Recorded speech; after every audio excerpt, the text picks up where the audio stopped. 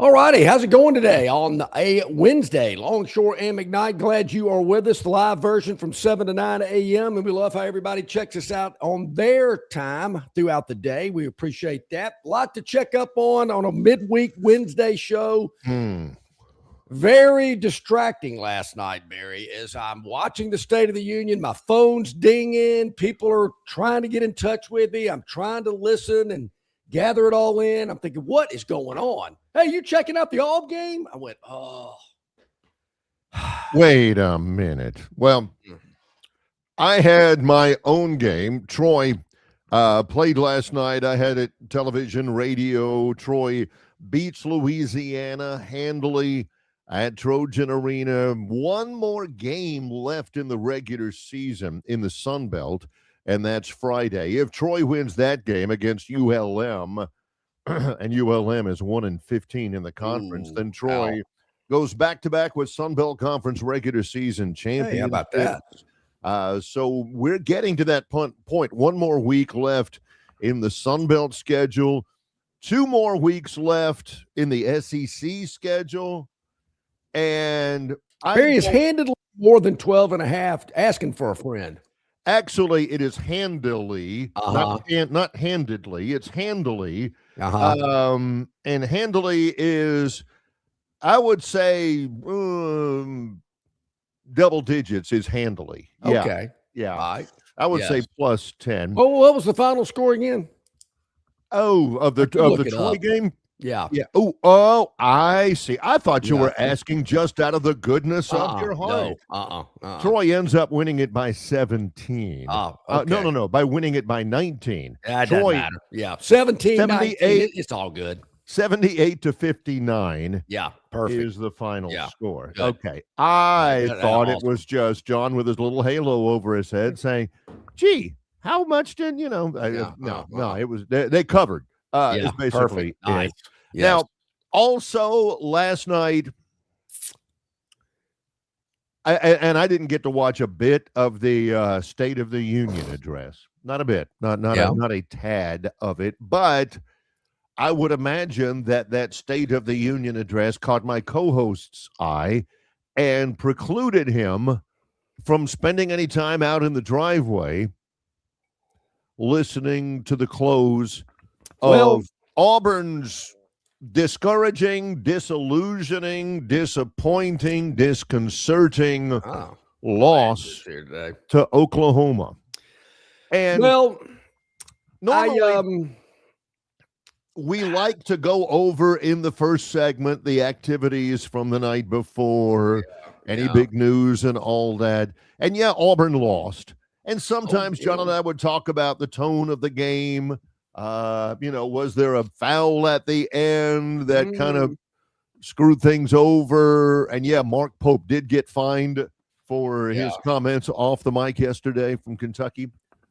Who had a good game, who didn't have a good game, what worked, what didn't work for the respective teams that we spend our time watching. I don't want to do that today. There's none of that. Yeah. I mean, that was such a lackluster. Lackluster. Everything. Yeah. Game lethargic. Let me start with some. I need to throw some adjectives out there. Yeah. Yeah. Well, Auburn loses to Oklahoma, who was 1 game under 500 at the time.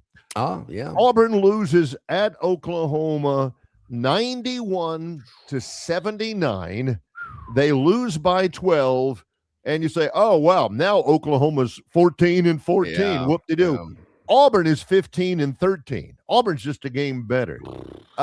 Just as big as it potentially was to beat Kentucky at home, last night was even worse to lose. Well, good point. I mean, they have all that excitement, feeling good about themselves. They beat the Cats on ESPN, get that big window to showcase their program, and they fall flat in Norman last night. And, Barry, look, hey, it's hard to win on the SEC road. I just want to hear, hey.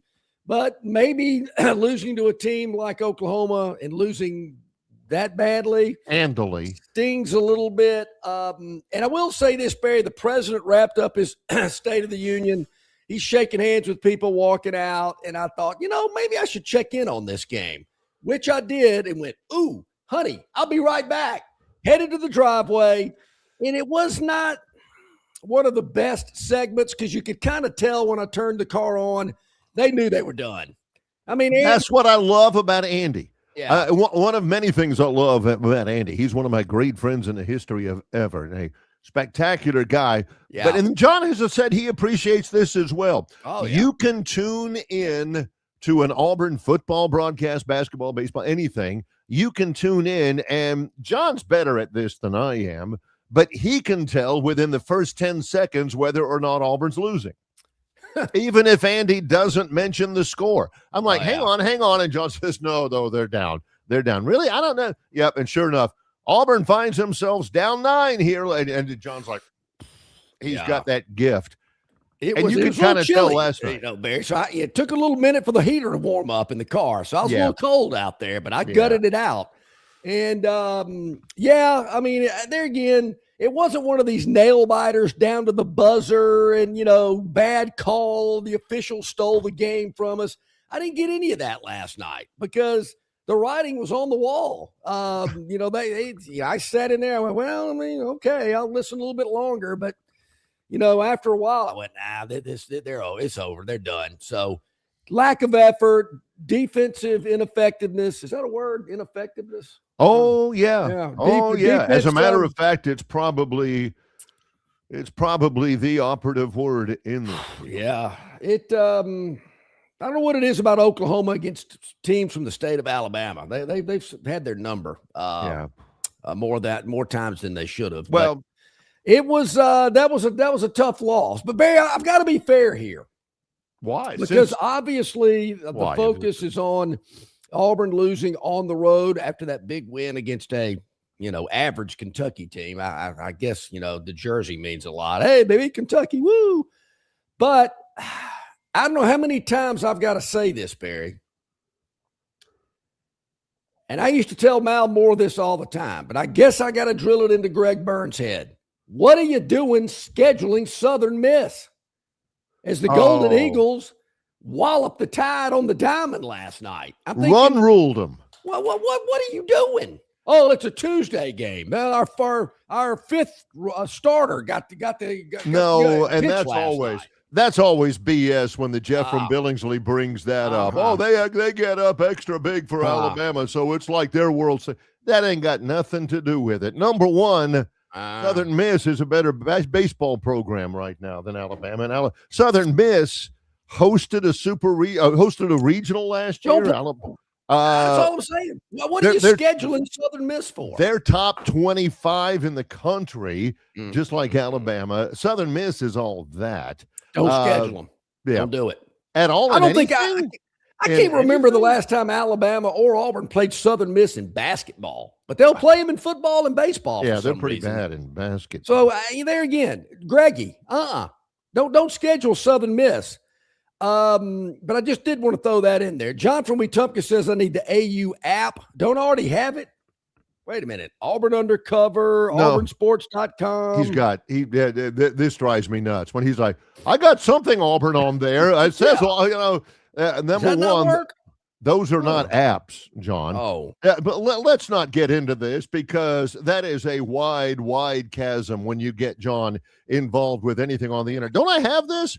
I got to ask my daughters if I'm on Facebook. I swear I get a charge for $4.99 every month. Isn't that it? Huh. So please don't do that. Now, he needs to have the Auburn app. I mean, I've got it to listen to games, to get the latest. As much time as he spends researching Auburn, he needs the app. But let's not talk about that with him right now because, I mean, I'm sitting here, geez, what is this? I don't click this. What do I double click that? What, I can't deal with it, people. I just can't. I do like my driveway time. John says I don't have to sit out in the cold. I just kind of like that. It's a little quiet time. I can kind of think about the day. So I appreciate the suggestion of getting the AU app, but it's just kind of a tradition around my house. Well, there he goes again, heading out to the driveway. Yeah. Plus, if it ever turns out that like he leaves his phone out and about with his buddies and they're looking at it and looking at some of those pictures from college and all that kind of stuff, and they say, wait, Longshore's got the Auburn app? He got the app on his phone? Yeah, good point. Yeah. Oh, I don't want to get busted. The deal is that he's a better man than most, because that game last night, I mean, to go tiptoeing out in the skivvies into the car to listen to it, he doesn't need the Auburn app, John from Wetumpka, to join This Is 2026. He needs a radio at home like this is 1986. No. He does not have a radio in his house, which I find hard to believe. That is true, Barry. There is not a radio inside my home. That's crazy. True. Considering he made his living in radio for 30 years, it is interesting. That's like Picasso. Hey, man, can I see your studio? Yeah, absolutely. Ain't got no paint in it. What? None really? No, I don't believe in it. The fact that he went out there is encouraging because, I mean, that game was never in doubt. It's not like John's out there saying, oh, let's see if Auburn can hang on, or let's see if Auburn can make Auburn didn't have a pulse in that game. They gave up 51 points in the first half. They gave up 51 in the first half. I think they're down 9. And again, Auburn, the rules allow you to guard a 3-point shooter, right? The Oklahoma shot a higher percentage from 3-point range than they did from the free throw line before halftime. Yeah. Think about that. I mean, they are unguarded. State have a guy that filled it up from the 3-point line over in Starkville about a week ago? That was Josh Hubbard. He had he set the Mississippi single game 3-point record in the first half. Oklahoma, they shoot 71%. They were 10 for 14 from 3-point range in the first half, and they shot 58%, 15 feet away with nobody guarding them. Do you remember when Auburn used to start out well? So everything about it was bad. They needed the win really, really badly. Didn't show up. Afterwards, Stephen Pearl apologized to Auburn fans for his team's entitled performance. Entitled, come on, Coach. I don't know. It was bad. Fans don't want to hear that. Well, we're sorry. Let me apologize for the team. They don't want to hear that. Come on. I mean, this Oklahoma team 3-11 in conference before they tipped it off last night. And they controlled it from the start. I cannot begin to tell you just how much Auburn sleptwalked through that game in a game, John, that they had to have. This is not like, well, this is only the ACC challenge against Virginia Tech or something. No, this was a game they needed to win. Several of the people on there point out that, like Plainsman Preston, Auburn basketball is done. So, Barry. John from Wetumpka, good morning. Watched Auburn last night. They are done. And then, of course, Bob from Pike Road. I don't know why they still have athletic programs. He doesn't call them Auburn. He calls them Lee County, which I don't know. That's not exactly Chris Rock, level comedy. Barry, that's old school. That's not even gigging. That's just naming the county that they're in. I mean, that's old school, Barry, because before the term Aub became popular, that's how people referenced Auburn, Lee County. I remember way back in my youth, before the Aub label appeared, it was Lee County. So from never Final heard that Four, before Bob from Pike Road. Well, you never heard Aub till you knew me either. See, learn something every day. Yeah, now I hear it from everybody. Yeah, So from Final Four to flop, how is that yours? How have they fallen so far so fast? Is that yours? Is that yours? Or is that a headline somewhere? Okay. Yeah, okay. Yeah. On this side here, you got me. I mean, it's me. John has got an army of contributors. If we ever ran closing credits on this program, and thank gosh we don't, it would be like Longshore, contributing correspondents, and there'd be like 85 of them up and down there. Hey, John, don't forget to ask Barry about. So, I mean, I've got to deal with on that side of the screen, John and his writers. Yeah. Whew, it's hard. Yes, they know who they are. They're greatly appreciated. We love you guys. Hey, girls. Yeah. We have some females that contribute too. Yes. Hey, it's a big one big family here on Longshore McKnight. So we appreciate all of the contributions, all of the help. So we're going to, Auburn OU, not good. Now, Bama's got Mississippi State tonight, another late tip, but there's no presidential addresses that I got to deal with. So I guess I will be able to watch a little bit of that before I fall asleep. I don't know that I'll even – I mean, you can there's no doubt you can watch the State of the Union like somewhere else. I'm not going to be able to watch it. Yeah. I'm too busy and everything. But the question is begged here as we go to break. Okay. Auburn right now 15-13 overall. They are 6 up and 9 down in the SEC. 6-9 in the SEC, and they lost so much from last year. Everybody knows that. They take on Saturday. Auburn ain't making the tournament. I mean, they're not. Unless they could win the conference tournament in Nashville. Come on, wait a minute. I don't want this doom and gloom. They ain't doing that either. Wait, that's not that Auburn spirit I've come to know and love. Wait a minute. Here's my question, though. I mean, is it last rites time? No. Auburn is 6-9 in the league. They're buried near the bottom. Yeah.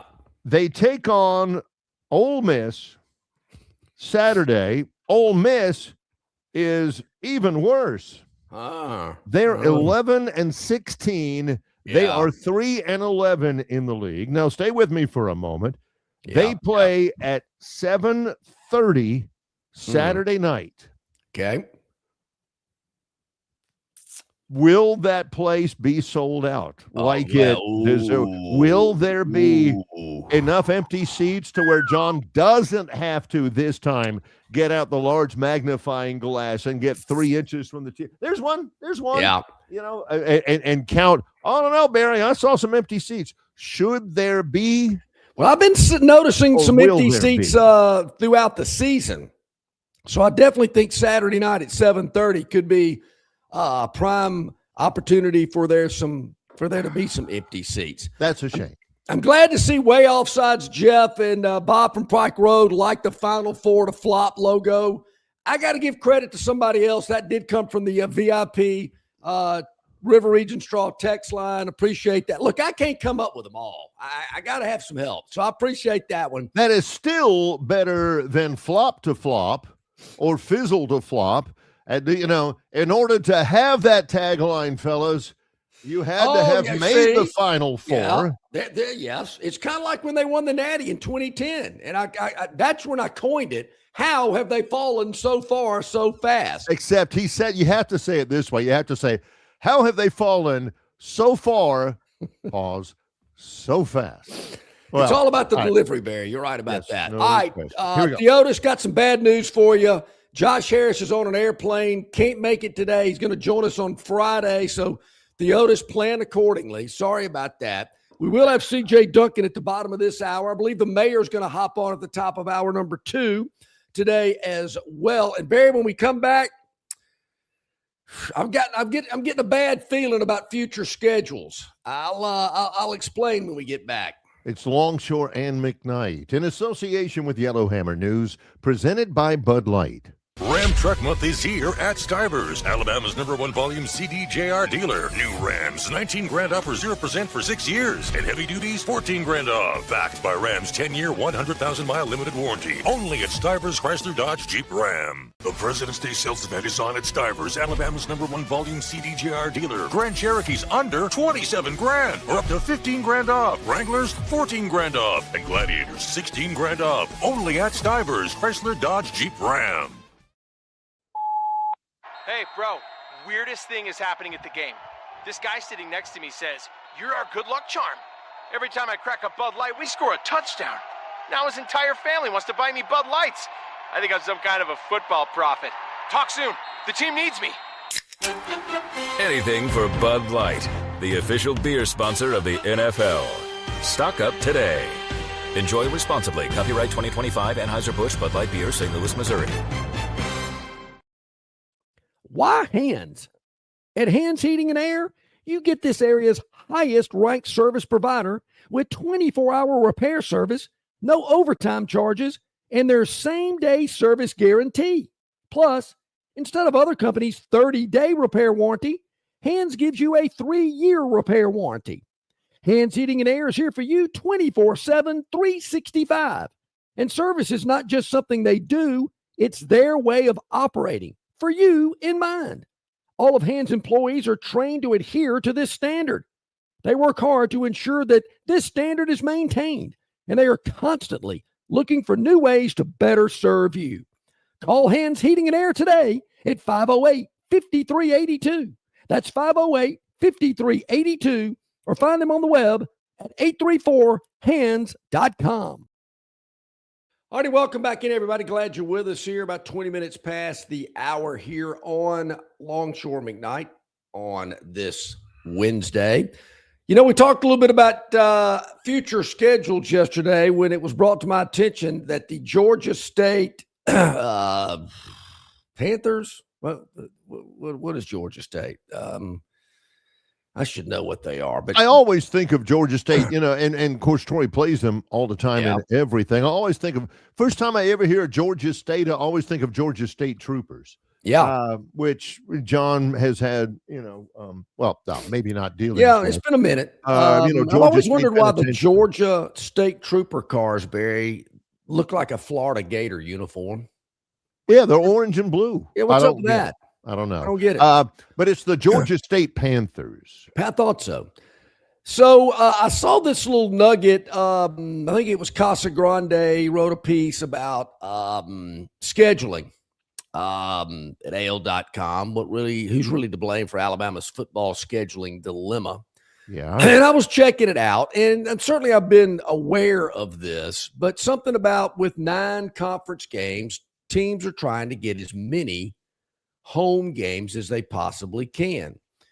I haven't looked at Alabama's conference schedule in 27, but it seems to be that they have more conference road games than they have home games that year. I don't know that for sure. It just seems to be that way, looking at their schedule for 2026. Let's see. 2027, they play in Fayetteville, in Auburn, in Norman, and in Oxford. So that's they play at home against Florida, Mississippi State, Missouri, Tennessee, and Texas. So in 2027, they've got 5 home games, 4 road games in the league. So they got more league games at home than they do on the road. Yeah. I assume this year it's the opposite. They'll play 4 on the road, 5 on the road, and 4 at home. Yeah. They've got 3 non-conference games on their schedule to, I guess, make up the difference. That's where I'm a little confused, because in 27, if they have 5 home conference games, they got Marshall at home. They have not announced another non-conference game, but they also have Ohio State on the road. I don't understand why that would be a problem in the scheduling of having the number of home games that you want in 2027. I mean, I'm sure you'd love to have every game you could at home, but I don't think, the math's going to work year in and year out. No, or if you want to play some good non-conference games. So to me, in 28, when they've got Oklahoma State on the road, but they got 3 non-conference games at home, and in 28, they will probably go back to just 4 home conference games, as they will in 26. Those 3 non-conference games are at home. There's your 7 home games right there. Are teams trying to get 8 home games? Is that what they're trying? That happens. That has happened before. It absolutely has. And that's one of the reasons why you're going to see schools in the SEC get rid of a prime non-conference series, because you got to play one of those games in that series on the road.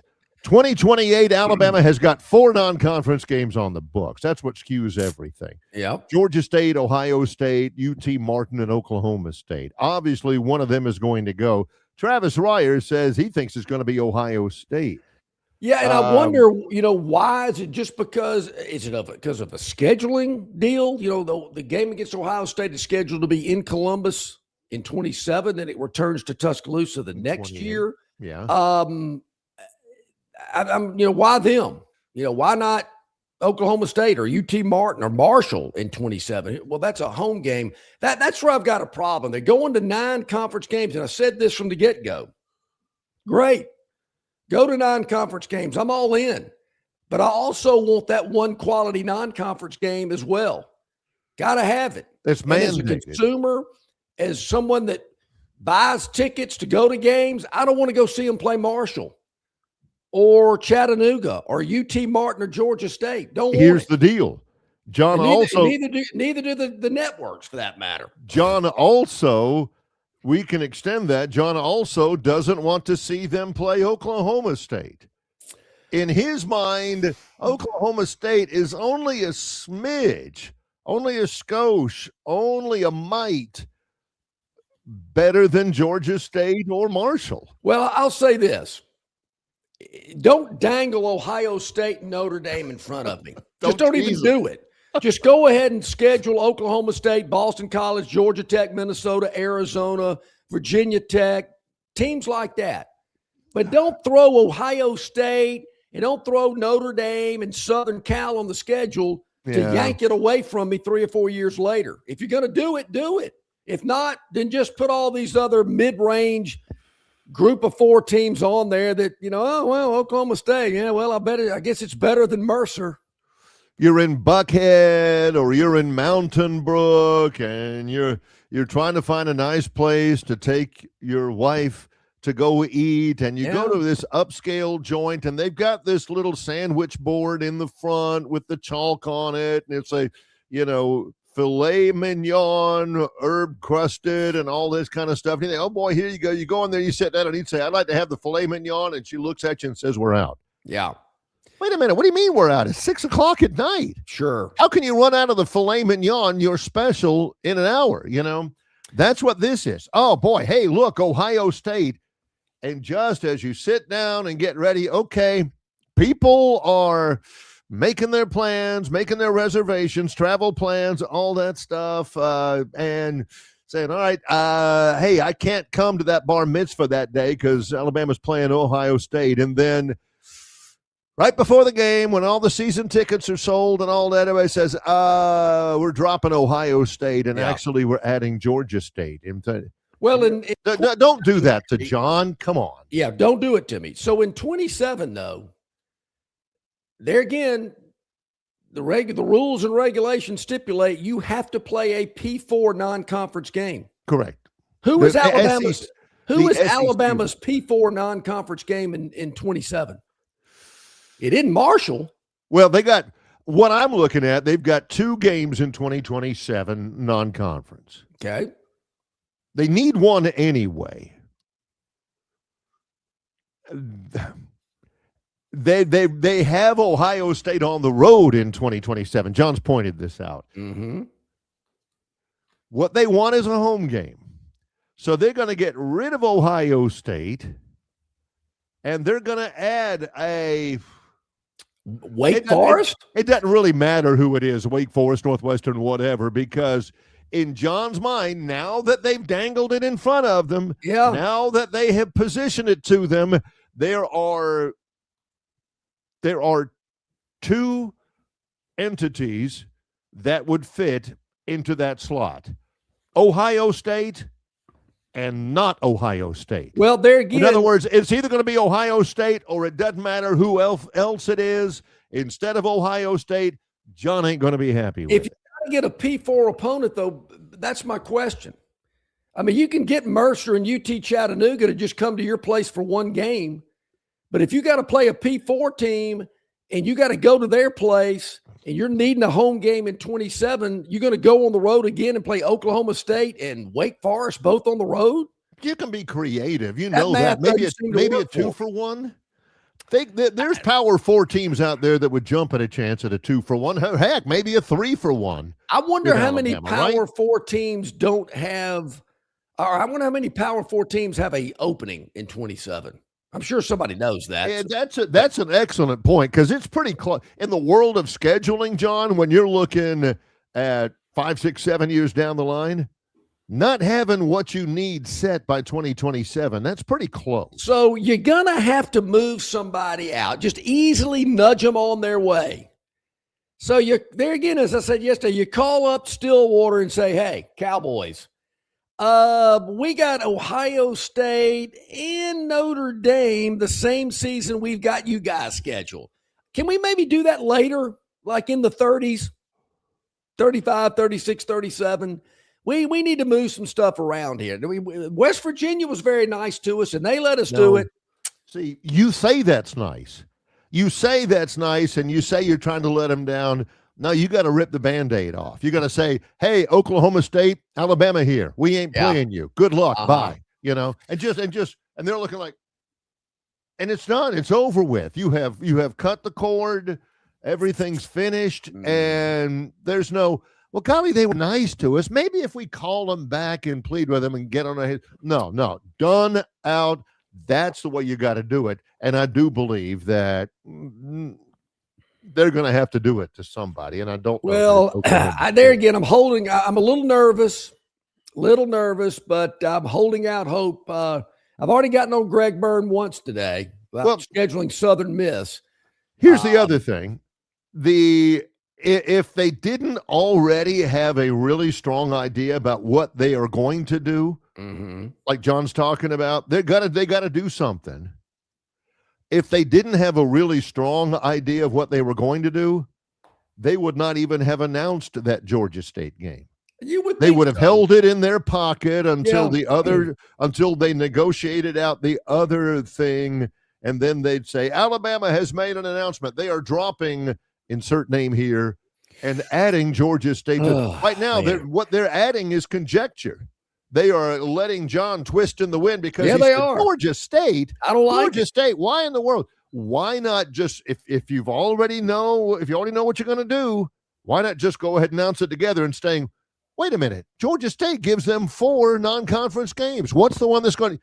Why even do that if you have an idea of what you? I think there are people back there that sit in a room and go, ooh, this will be great. This will really get under Longshore skin. He'll waddle around for months about it. It'll drive him insane. Yeah. Okay. And by extension, it'll drive McKnight insane too. It's working. All right. So we get this on our River Region Straw chat line. What do you mean change the glasses? And are you referencing Maria Baratolova on Fox Business? That ain't even close. It was a close. Yeah. Maria Bartolova? Something like that. Yeah. Maria Bartiromo. And I don't even watch it. My bad. Sorry, Maria. I like Charles Payne. He's on middays. But look, here's the deal with the glasses. At least with these, I don't have to take them on and off all the time. Would you rather me just take them on and off and on and off? I find that to be distracting to the viewing audience. This way I can keep them on the whole show. My wife thinks they look cute. I was about to say, does Maria Bartiromo wear glasses? Yes, she does. Okay. Well, she does. Yeah. All right. So this is unfair. This is borderline inhuman from the University of Alabama to announce the Georgia State game and let John. I mean, he won't have any fingernails after a little while. You know, he's going to hit the maylocks and everything until you make the announcement of what you're going to do now with Ohio State or Oklahoma. I've used this term before. It's not very nice. You are a big boy. Act like it. So don't give me this, well, we're not going to be able to play Ohio State and we're not going to be able to play Notre Dame, but don't want to hear it. They will follow the letter of the law. They will follow. I mean, will they be breaking any rules? No, not like Bediako. They'll be fulfilling the mandate of the SEC. It's just that John, like I told you before, when he's talking about we need to include more, we need to make sure everybody feels that they're in an inclusive atmosphere. No, there ain't but about 4 or 5 non-conference games that John would even consider Everybody else, all this Power Four, but big boy conference jazz, he don't really. No. Mean it. Well, I don't. I really don't. I mean, I said it earlier. Oh, Arizona is kind of intriguing because I don't think they've ever played. We know the history of Boston College. Minnesota does nothing for me. Georgia Tech, been there, done that. So what? Yesterday, John said, why in the world even play Georgia Tech? Yeah. I mean, And they left the SEC. what They is didn't think they wrong thought they were with too Georgia good for Tech? us, so to heck with them. Well, I don't get it. We'll continue on in a moment. Tobias says he'd rather drink bleach than lose to Oklahoma State. See, that's the thing, Tobias. John will laugh at it now, but if it was against his point, he'd be saying, you can't think like that. What if we lose? Well, what if we win? Yeah. But since you got him to laugh, all of a sudden he's thinking, Tobias, he's full of Was that the hijinks and inside monkey trap shine. game? Yes, in Shreveport. Yes. Okay. Maybe that was the Joe Kynes reference that Yeah. keeps them out of John's exclusive club. More in a moment. It's Longshore and McKnight in association with Yellowhammer News, presented by Bud Light. Known by avid golfers as one of the most beautiful and challenging stops on the Robert Trent Jones Golf Trail, Cambrian Ridge in Greenville lies just 40 miles from Montgomery. It is well worth the ride for any golfer looking for 27 holes of jaw-dropping golf. The greens have been redesigned to accommodate the higher green speeds associated with their installation of the latest generation of ultra dwarf Bermuda grass. Cambrian Ridge offers a fully stocked pro shop with all the latest equipment and apparel. Great food and beverages in the clubhouse can be enjoyed both before and after your round. Get your group together and hit the trail. Go to rtjgolf.com/Cambrian Ridge for tee times and more information. It doesn't matter if you're running drills at the park, playing pickup on a Saturday, or sinking the final putt. When you compete with your friends with Michelob Ultra on the line, competition isn't that friendly. The trash talk, next level, and the stakes, those are crystal clear. With only 95 calories and superior smooth taste, it's the ultimate trophy. Superior is worth playing for. Michelob Ultra, superior light beer. Enjoy responsibly. Copyright 2025, Anheuser-Busch Michelob Ultra Light Beer, St. Louis, Missouri. Phoenix Physical Therapy is ready to help patients recover, recharge, and rise.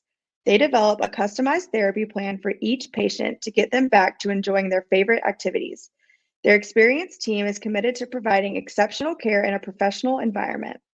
Whether you're looking to prevent or treat an injury, recover from a recent illness, or recuperate from surgery, schedule an appointment with our clinic and take advantage of our physical therapy, athletic training, workers' comp, and employer solutions service. Experience elevated physical therapy today. Call Phoenix Physical Therapy at 239-9316. That's 239-9316. All right, welcome back in, everybody. Glad you are with us. CJ Duncan scheduled to join us here momentarily.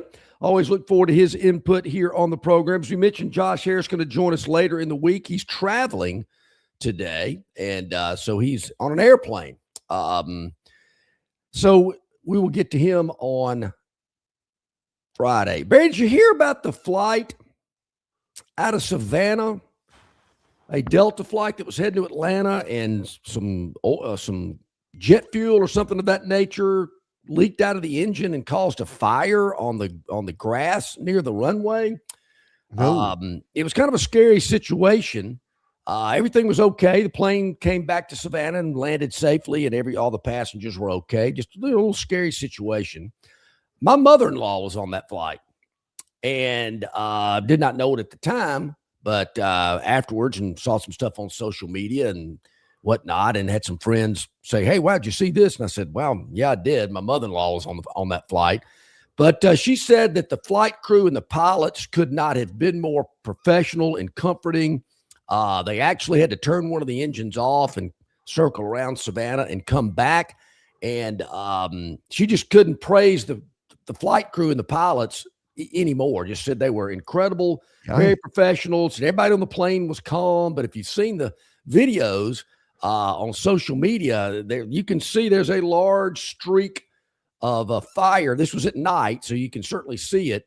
and a long streak of where jet fuel or it come off the engine or somewhere in that area and caused a large fire there in Savannah. So glad everything turned out okay with that.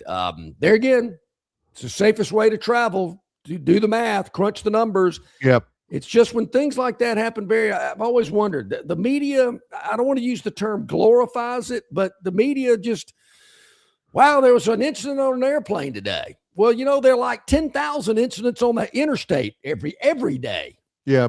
When you're in the air, when you're in the air and you're flying along several hundred miles an hour, it's pretty easy up there. All you got to do is just keep going.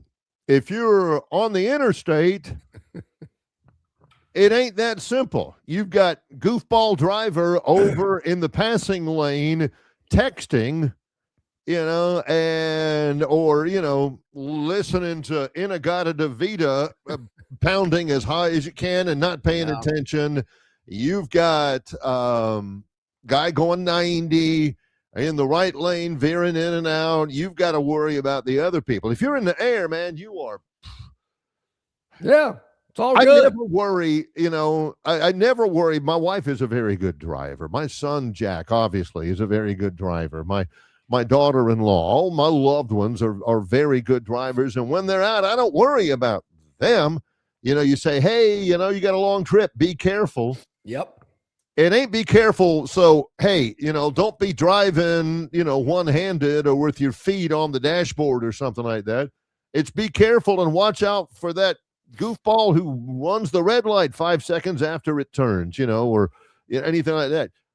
It's the other people that I worry about out on the interstate, Drive defensively, I've always heard. Yeah, drive defensively. So you're right about that. And I've seen a lot of documentaries and things of that nature about how commercial aircraft are built and the stress test that they put them through. I mean, it is amazing. It's amazing to me how far a wing can bend before it will actually snap. I mean, it's amazing how far that wing can move before it will. Yeah, it's unbelievable. The stress test they put on these planes, I mean, that thing can bend, a lot more than you think it can. They put 2 engines on a lot of planes. Some of them have 4. Not many have 4 anymore. The 747 and the A380 do. Yeah. But most planes have 2 engines. You don't need but one. You can go all day on one. They just have 2 to balance things out, I guess. Yeah. And, maybe people feel better with 2 engines on a plane. But, yeah, you can those 777s that hold 250, 300 people, 2 engines. Those engines are huge, by the way. Fly on one. Yeah. Right. So, yeah, it's good. You also see this, and this is a bad habit of mine, and I've got to stop. There's 2 bad habits that I have on the internet. Both of them are basically on Instagram. One, of course, my son. I only have one child, and he's my son Jack, and he is a law enforcement officer. I get caught up sometimes on Instagram watching videos of people who act out on on traffic stops, who give all this, I'm a sovereign driver and the laws don't apply to me, or don't touch me, you can't, I know my rights, you can't enter my car, all this kind of stuff. And I don't ever want that to happen to my son, and I'll watch those and I'll say, man, if that ever happens to Jack, I hope all that kind of. So I watch way too many of those, and I keep telling myself I got to stop because I'll be a nervous wreck because my son's a law enforcement officer. The other one is the Instagram videos that people share and go viral. You won't believe this viral video. Try not to gasp as you see this lady on the plane refuse to leave, and it necessitates the entire plane being emptied before they pull her out. She says, I paid for this ticket. Yeah, but you're drunk, and they can refuse service at any time. I don't care. I know my rights. I gotta go. My uncle is very sick or whatever like that. I'm sorry, lady. You got to go. This is a public. No, it's not. It's a private. I've never seen that. I've never seen anybody Well, out on a plane before. Yeah, I mean, I see these videos of people getting stupid on a plane. Look, I mean, you're in a confined area. Everybody get in their space, do their thing, sit there quietly, read a book, watch the movies on the screen in front of you, whatever. That's why I don't fly Spirit and Frontier, because those people are just crazy. I remember going by a ticket counter in Atlanta, the Spirit counter, and I'm thinking, is Soul Plane flying out today? I mean, it was unbelievable. And that's where you hear all these stories on these cheap airlines that charge $29.99. Hey, you get what you pay for. And thankfully, those cheapskates don't fly into MGM. I wouldn't fly them anyway. But, that's where you see a lot of that crazy stuff. So don't do it. But I did have this happen, Barry. Okay, John's airline story here. Okay. When I went to D.C., our Value Jet, which is not even around anymore, I don't think. Yeah, it used to be AirTran until they had, unfortunately, a plane crash in the Everglades, and then they changed their name to Value Jet. And I'm like you, now that you mention it, I don't know that I've seen Value Jet. Yeah, I think they got absorbed by somebody. But here's one thing that irks me. All right. When the plane lands and you're taxiing up to the jetway and it's time to unbuckle your seatbelt and get off, if you're back in row 44, don't immediately run up the aisle. If you wanted to get off the plane quicker, you should have maybe ponied up a little bit more to get one of those Comfort Plus seats that are closer to the exit door. So don't be rushing up, knocking little old ladies over because you got to get out of the plane first, but you went the cheap route. Doesn't work that way. Yeah. Don't want to see it.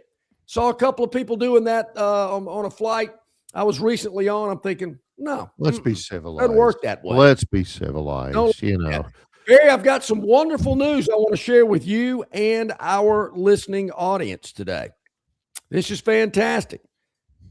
Our man, C.J. Duncan, who was scheduled to be on with us 16 minutes ago, there's a reason he's not with us today. Oh, don't tell me. Don't tell me.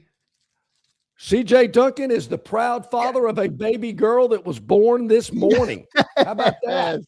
Hey, all right. We knew that they were expecting, and I was doing the math in my head, every time we visited him, and God, it's got to be about that time. That's outstanding. Now, would we have turned it down if CJ would have called us up live from the delivery room? That would have been nice. Yeah. That would have been all right. The little woman probably would have, and CJ knows well enough not to even ask. But that would have been cool. Hey, CJ, check her out. Isn't she That beautiful? Is fantastic. CJ Duncan, proud father of a baby girl. He texts me back. He says, hey, man, I'm sorry. Today was the craziest and best day of my life. I had my daughter earlier this morning. I'm still at the hospital. Hey, man, I get it. You tell mom and baby girl it is okay, and we will talk next week. That is fantastic. Thanks, Mike. Love it. You kind of triggered a memory, Barry, about calling from the hospital and whatnot. My oldest child was born at 8:31 at night. And during that time, I was doing radio with Doug Amos, and we were on in the afternoon. I did my part of the show from the hospital room because I'm just sitting there waiting. I said, well, yeah, Doug, I'm still waiting here. We've been here since 5:30 this morning, and not a lot's going on and whatnot. Yeah. So I was she's still having contractions. And speaking of contractions, they need to get rid of about 10 teams in Division I football, Yes. So the nurses are coming in and out, doctors coming in and out, whatnot, trying to get the doc on the line with us. He wouldn't do it. Yeah. But, man, that is awesome. Everything's cooking right on along. Unfortunately, it's not in the SEC right now where they continue to, I could see John doing that. Yeah. Congratulations to C.J. Duncan. It's the best. Speaking as a father and John as a father, we talked about this before. Young parents out there, or young newlyweds, people, young people newly married, got the whole life in front of them, and they're expecting. And John and I are older now. We've seen this happen a million times. Yeah, I love those young people that are excited and flushed with the with the anticipation of having a child and everything. Well, do you know, if it's a boy or a girl, do you know what you're going to name it? Do you know about the confirmation or the christening or this and that and everything? And they say, oh, we've got this figured out. We're not going to let this baby change our lives. Yeah. Okay. Oh, yeah. Yeah. Knock yourself. You continue to live under that delusion. Things will still be the same. We'll just have an extra life in our. No, everything changes. It does. It really. And it's what's funny, Barry, is the baby comes and everybody comes to the hospital and mom's got the baby in her arms and everybody's how precious and cute. Then the day comes where they wheel you out in the wheelchair and you pull the car up to pick up the wife and the newborn baby. Everything's great. And then you get home and you shut the door and you go, ooh, wow. Now reality's just hit us. Here we go. What do we do now? Yeah. Yeah. Oh, I remember man. when Jack was little, you're trying to get him to sleep, and he was just the best baby. Jack, one of those rare kids, was never a problem in anything ever. I was very fortunate, but trying to get him to sleep, and I would hum. He likes the sound of my voice. Yep. And I would hum, and it would calm him. Come on. Yeah. Voice of Troy, you kidding me? It would calm him down and everything, and I would hum like James Taylor, or I would hum. There was a song way back when from the Fleetwoods called "Come Softly to Me" and everything, and I'd hum it to him over and over again, and he'd fall asleep. He hates James Taylor now. I mean, he wasn't old enough to know, who James Taylor was or what I was humming to him and everything. But if he ever hears "You've Got a Friend" from James Taylor or something, yeah, he's like, I never liked that song either. And I don't know why. That's because I hummed it to you 700,000 times in your life. So, anyway. Yeah, that is good stuff. So I'm just kind of texting with CJ as we do the show live, but I just let him know a lot of congratulations coming in on the River Region Straw chat line, and we really appreciate all of that as well. So he'll join us next week. Certainly understand that. That is awesome stuff. Henrietta Etta Bell Duncan is the baby girl's name. I like it. Yep. And she was February 24th, 2026. So I guess born late last night. Of course she was. So that is awesome. So we'll get a lot more info from CJ next week. As Gurn Jr. tells us, that's the first baby on the show. As far as I know, it is. There we go. Yeah. Look at John. As far as I know, I was born at 11:35 at night. Oh, are you? September 1st. I was 11:17. I almost made Christmas Eve. What if it was December 24th instead of the 23rd? Those were back in the days when you were born just when you were born. Now you can induce whenever and I've always wanted a baby that was born on. What gets me is my mother would say, "Oh yeah, obviously I'm one of four." My mother would say, "Oh, we'd have a baby, and then we'd spend the next week in the hospital." I mean, they didn't kick you out the next day like they do now. I mean, you were there for 4 or 5 days before they let you go home. One of 750,000 reasons why I am glad I was not born a woman. Man, I'd be in there. I'd be, a month. I don't think I'm ready to go home. There's many reasons why being a woman is so much more difficult than being a guy. I've said this too. Ooh. I've said this many times. If I get to come back reincarnated, I want to come back as a woman, knowing what I know as a man. But you've always said you wanted to come back as a good-looking woman. Well, there's no doubt about that. I mean, here's John say, and John, his faith and my faith does not dictate reincarnation. It does not exist. No, this is all just fantasy. But if it was, and John says, I would like to come back as a woman. And all of a sudden, here he comes back and he looks in the mirror and he's Rosie O'Donnell. Oh, no, that wouldn't work. Yeah, I'd have to be an attractive woman, knowing what I know as a man. And I might give it away because I don't know many young girls in like 4th and 5th grade. Hey, I'll take Bama plus the 6.5. You don't hear that very much with little schoolgirls. No, the fabulous sports babe. She was not a looker. She No, was not a she looker. was not attractive, but that No. was her shtick, is that there weren't many women doing sports talk. Yeah. She was one. So, yeah, Is she still around? I think she is. Her name is Nancy Donnelly. I was just about to ask you that, Barry. What is her Yeah. real name? Of Her real course, name Barry is would know Nancy that. Donnelly. And the only reason why I know that is because she used to have on an old NBA coach Yes. named Jack Ramsey, who was Yes. actually the head Dr. Jack coach. Ramsey. Dr. Jack, that's exactly. Dr. Jack Ramsey, who he was actually the coach of the Portland Trailblazers whenever they won the NBA title. And, hey, welcome back in. This is the fabulous Sports Babe. And Yeah. everything. We're welcoming in Dr. Jack Ramsey. He would never call her, the He fabulous wouldn't, you're Sports Babe. He'd always call her Yes. Nancy. He sure So, would. I forgot about yeah. that. How about She is this one still from alive. Her name is Nancy Donnellan. Yes. She's still alive. She's 77 years old, and she's Maybe in lost a lot of Tampa. weight. Good for her. She's taking Ozempic. Still not a looker. Yeah. Barry, how about our Nancy man Tobias? This actually happened to me, Tobias. It isn't a good sign if local man brings you a gift to celebrate the birth of your child. That means he made a lot of money off of you. Yeah. Yeah, you don't want that. When your man sends you a Christmas card, not good. or even worse, when he sends you a "hope you're well, haven't heard from you lately." That means, can you? I had a friend of can you mine, play something believe it for or me? not, a friend of mine. It wasn't me. I'll tell you if it was. Whose local man gave him a turkey for Thanksgiving. You don't want that. No, you don't. You don't want that. You know who paid for that turkey? It wasn't local man.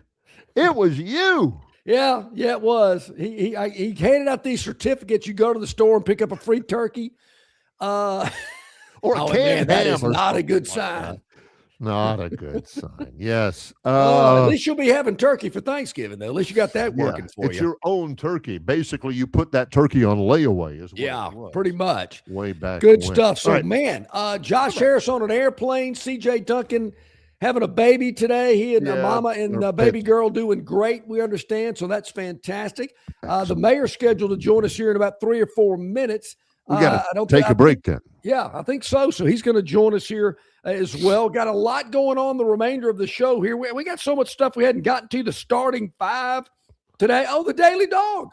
But We got gonna that do coming up today, Yeah, we'll too. do Wow, that look as at well. that. Huh. It's we're closing out our first live hour.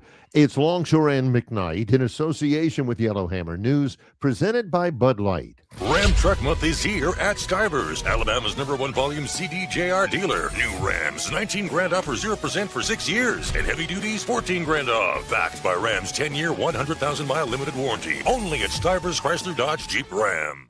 Love is in the air, and so is your chance to win during Victoryland Casino's BMW and $25K giveaway. Drive away in a brand new BMW or win your share of $25,000 in free play. The more you visit, the more chances you have to win. Stop by the Players Club and fall in love with this month's exciting free play promotions. There's more ways to win at Victoryland Casino, where you can be a winner too. Victoryland Casino is located off I-85, exit 22 in Shorter, Alabama. Drawings February 27th and 28th. Must be 21 or older. Must be present to win.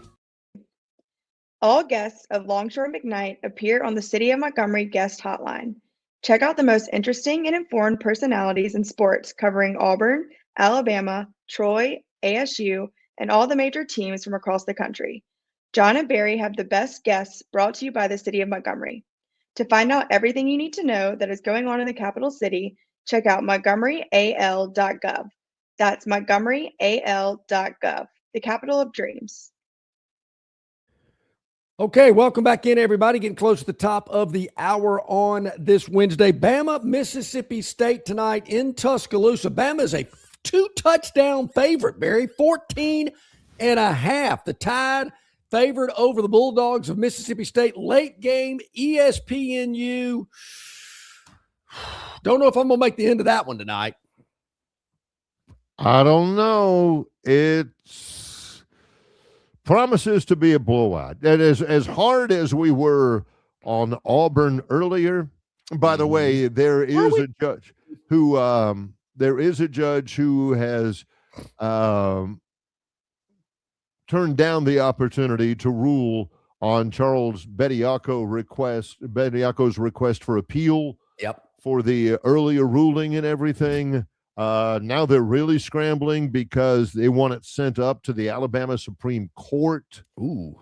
And they want a quick ruling because guess what? Regular season ends in a week and a half. And after that, it's going to be a moot point. So, but Alabama is responding like everybody wishes their team would respond. They're 10-4. They're tied for second in the league. I don't think they're going to win the league because they're 2 games behind Florida with 3 games to play. Yeah. But still, I mean, they look good to me. You know, everything that they need to do, they're doing. Travis was making the point that Bediaco would certainly help down low because behind Aiden Sherrill is Noah Williamson, the 7-foot transfer from Bucknell. And how did Travis put it? There is a big gap between Sherrill and Williamson. If they got to play Noah Williamson for extended minutes, they're in trouble. That's really the only kind of thin spot on their roster. I still don't think they'll win a national championship, but it's certainly a team that Bama fans can get behind. I think this may be one of Nate Oates' better coaching jobs that he's had since. I just think, Barry, in the middle, in the paint, when it comes to tournament time and things are getting a little dicey, that's when it's going to bite them. They're athletic. They run the floor. They shoot the 3. We get it. But if they got to get physical and they got to get nasty in the paint, that's where it's trouble for me. And we saw it early with some of these Big Ten teams they played. Mismatch.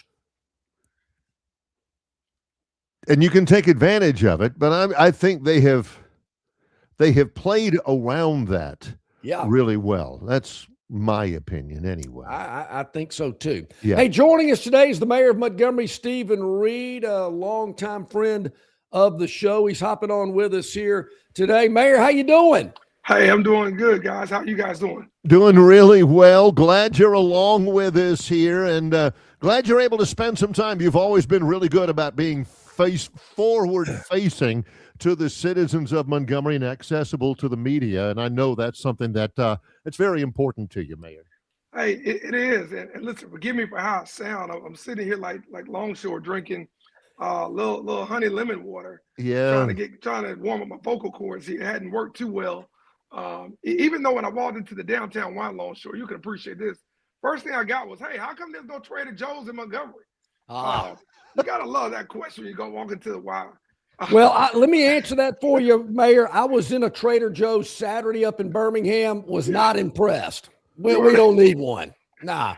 Listen, I don't know if your wife is going to vote with you on that. Mine wouldn't. She stops by there every time. I think she makes up reasons to go to Birmingham just so she can stop at that one. But I said, listen, believe me, I'd save gas and a little bit of time if we had a Trader Joe's, but we're working on it. So I gave them that we're working on it, and got to thank everybody, Aaron, who's been helping us with that. So you never know what you're going to get when you wake up. You think you're going to just get a little time on the treadmill, Barry. And you hit with those questions from everyday citizens. Well, got to appreciate that. Your voice was strong a couple of weeks ago. This is our first chance to have you with us since you had the State of the City address, which you do annually earlier in February. What were the points that you stressed in that State of the City address that you take pride in? Yeah, I think the big thing we wanted to stress was the momentum we have here in Montgomery, and understanding that we've been winning a lot, and we've got to act like it. And we got to kind of walk around with our heads up and our shoulders back and our chest out. We've been winning with expansions from Meta and this huge data center. I mean, their overall investment is now over $1.5 billion. And what they're doing, we've been winning in terms of seeing our public safety improve, our response times get better, 911 times getting better, crime is going down. So we've been winning, and then we're seeing some great strides when we look at the future. When we look at the investment in the Riverfront and expanding our convention center, which will double as a multi-purpose arena, seating around 6,500 people or so for basketball. So when you think about where we are right there, and then potentially the conversation around professional soccer coming here, Barry, the USL, Birmingham is the only pro soccer league here. With FIFA coming in 2028 to the U.S., we know soccer is the fastest growing sport. It's the most watched sport around the world. We want to be on that playing field. So from paving sidewalks to, fixing potholes, picking up trash, all those things that cities are expected to do, we've been doing well. And we just appreciate all the employees of the city of Montgomery, our first responders, and those that working in all the departments to put us in the financial position to think a lot bigger for our city and for our region as a whole. Mayor, a couple of things you just hit on. I want to kind of circle back to, but one of the things I wanted to jump on and talk about first, because I've gotten a lot of people ask me about it. I know you've been asked about it as well. I think there's some confusion out there, and maybe we can get it a little bit more where people understand what is the situation currently with our police department and its numbers, and Aaliyah and the county wanting to assist. There seems to be maybe some confusion that you don't want that assistance. Can you kind of clear that up for us? Hey, John, if I could have played defense with 13 men on the field, I would have had 13 men on the field. Yeah. Well, I ain't gonna never turn down no help now. Yeah. In terms of whatever it is we're doing, it's how you go about, coordinating that help and making sure that whoever you have is, aligned with what we're trying to do. For the last year, maybe 13 or 14 months, we've had a great partnership with the Alabama Law Enforcement Agency as well as the Montgomery County Sheriff's Office. That has helped us drive crime down over the last 16 months or so. I started out a little bit doing some things differently. Then they joined in. They've been a big help to us. So our Montgomery Area Crime Suppression Unit, or MAX, as we call it, has been, helpful. We believe in, rounding up a lot of the bad guys and getting them off the streets and working with some of our advocates here to keep them behind bars once we arrest them and they are let back out. We're still getting too many let back out too quick. We got to change some of our bail and bonds laws there. But nonetheless, we're doing a great job, and the numbers show that we're arresting a lot more people. But what we have right now is a unit that is working together between Police Chief Grayboys and Secretary Taylor. They're doing a great job, and Sheriff Cunningham been doing a great job of kind of triangulating this piece around, whether it's speeding and, moving violations, all the way up, obviously, to, your drug rings and your gang activity. They're doing a real good job on that. And so we are glad to have them.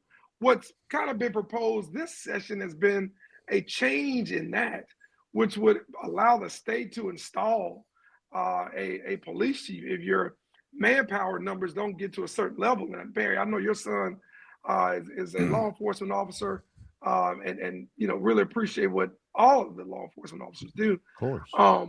But what we don't want is kind of having a 2 or 3-headed monster kind of, guiding this faction or that faction of law enforcement, as opposed to coming, to one clear determinant of who's going to lead. And quite frankly, the legislation that State Senator Barfoot has proposed doesn't help us with the biggest issue, and that's recruiting. The thing that's helping us now with recruiting, and this on the upswing, is a signing bonus, is the fact that we have, put about 24% in police salaries and benefits since I became mayor. So nobody can argue that. Nobody can argue with the millions of dollars we put into equipment, from new cars to automatic rifles to tasers and body-worn cameras since I've come in. So we always like the collaboration. And I think really we want to keep that going. And I think it's been a model for other cities around the state. So we're grateful for that, what we have with the county and with the state. We just don't like and agree with this current legislation that Senator Barfoot has introduced. And I advocated that last week before our state senate. To continue on with your analogy earlier about If I was being offered 13 guys to play defense, I'd have 13 guys to play defense. But again, to use that analogy, Mayor, you're not getting 13 free safeties out there. No. You're not putting them all back at the 10-yard line. I mean, it's got to be orchestrated with a plan and execute that plan that makes sense. I get what you're saying there. Yeah, absolutely. You talked about economic development, Mayor. A week or so ago, I was flying out of Montgomery Regional. I'm looking out the window as we're departing, and I'm thinking, what in the world is all this under construction? And basically, if you're going down I-65 south to the right, opposite of the Hyundai plant, what's going on over there, Mayor? Because I was blown away about all the construction and all the big buildings that are there that I'd never seen before. Yeah. Hey, listen, if you're pouring concrete, you got a lot of money, a lot of work coming in Montgomery, that's for sure. And there's a lot of that going on with our industrial space and what we're doing in our industrial park, John. And, I think it's a testament to our partnership with Governor Ivey's administration and Ellen McNair and that Department of Commerce, our Chamber of Commerce here with Anna Buckaloo. And I think, what we can do working locally together to really highlight the great activity and the great opportunities companies have. So whether it's Amazon, Meta, Diageo, Mana Beverages, which distributes a lot of water products, that's what you're seeing going up, and that goes along with the expansion, that Hyundai has made themselves. So, it's interesting now to kind of see it go from a design and kind of a aerial satellite shot to now you see, all the land being cleared and you see all these, huge slabs of concrete and what we have going up and the thousands of jobs that we've had coming into this. And these are high paying jobs, John. I mean, we don't go after, your lower wage jobs. We're big game hunting. I mean, we ain't hunting nothing small now. So, for us, we think it's an advantage for Central Alabama. We think it's an advantage for the River region. And we know Montgomery has that responsibility to be the economic heartbeat of this area. And I think, what you see is a lot of the momentum that we talked about in that State of the City address. And some of the things that we have even coming down the pike right now are for 2026. So it's exciting to see that. And it's exciting to hear the numbers. And John Barry, I'll tell you guys, a lot of the companies that we're working with, they do business in Texas, they do business in the Carolinas, they do business all around the country. And to hear them talk about the seamless manner in which they can go through the inspections, the permitting, the planning, the environmental piece, all of this is great because what it tells us is that when we're flying in people from the West Coast and the Pacific Northwest, and they're coming in from these big cities, that they get surprised by our delivery and our production here in Montgomery. And that spreads throughout the industry that, hey, if you want to do business and you want to be able to do it in an effective and efficient manner, and you can't afford to lose any time or money, then Montgomery is a place where you want to be. See, I've got a theory about that. I mean, you were a collegiate student athlete. You relish the competition. You want to compete. You understand, what it takes to compete at a high level, and that's really what this is, correct? Hey, Barry, you can't be a 5'9" cornerback out there with some 6'2", wide receiver, failed basketball player, out there talking trash to you, and not be able, to push back a little bit, maybe even get in that late shove, Longshore. Yeah, when the ref has his back turned now, you want your strong safety and your linebackers coming up to, kind of help separate you guys. But, we never back down from a fight, Barry. And that's kind of what you have to be able to do out there. Yeah. Listen, while we're talking about that, I got to give some props to Montgomery Academy. You talk about, not backing down and what they did and over here in the Elite Eight. Over here in the Acadome, and now they head to the Final Four. Those guys have some resolve in that. And listen, I think they're going to bring it on home along with the Catholic girls. I think we're going to have some state champs here in Montgomery when it's all said and done next week with the high school basketball playoffs. There you go. The mayor being loud and proud. He set the bar for them up there. Back to what you're talking about the city. John mentioned some obvious things. You can see the obvious, like you said, the cement being poured and the buildings being good. Maybe not so obvious are your plans, or maybe it won't be as obvious, your plans to continue as always, as you've always done, spearheading and supporting drives for community projects and broadband in areas that still have not been served by high-speed internet. Those aren't necessarily as obvious to the naked eye, Mayor, as some of the other projects are, but I know they're still near and dear to your heart. Oh, man, they're vital to our growth. You know, when you consider what's happening with AI and all the things that are really changing, it seems like by the day, with jobs and industry, you know, we're getting peppered with, you know, information about what we need to do to make sure our workforce is ready for 21st century jobs in a post-AI world. And I think for us, broadband and high-speed internet are key. You know, my son is doing some dual enrollment classes. He hasn't gone online for that. Well, you know, in our home, you know, we don't have to worry about it, you know, unless the other son over there has something hooked up to this damn thing that he hadn't told me about. It shuts down the whole house. Yeah.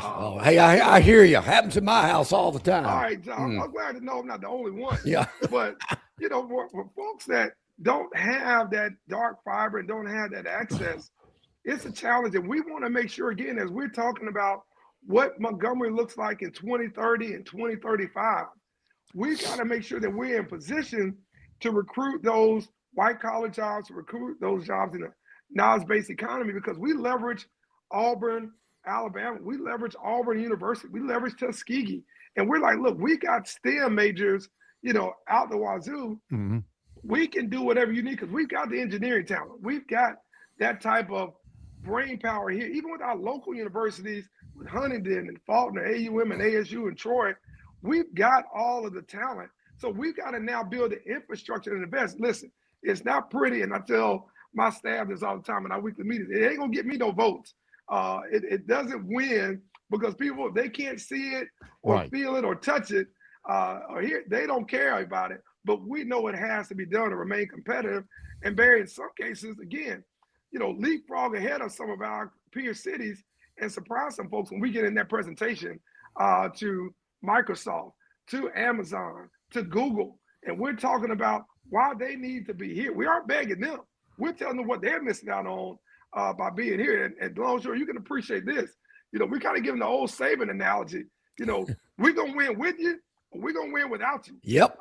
You might want to be here as a part of this team, but we're going to keep on winning. That's a great analogy. Yeah, that's a great way to look at it, and very positive message as well. Mayor, you touched on this. If you can maybe tell us a little bit more. The advertiser building, the old advertiser building has been sold. I know you've wanted a downtown arena. Can you tell us more about that and maybe what possibly could be there one day? Oh, man, yeah, that's exciting. I mean, you talk about a kid waiting on Christmas. You know, it's one of those things, John, where, you know, we really haven't done a lot of expansion in our facilities, probably about 20 years. So we're a little bit kind of behind the curve when you look at, again, Huntsville, Birmingham, and Mobile, and what they're doing with their convention centers, what they're doing with their amphitheaters, what they're doing with their arenas.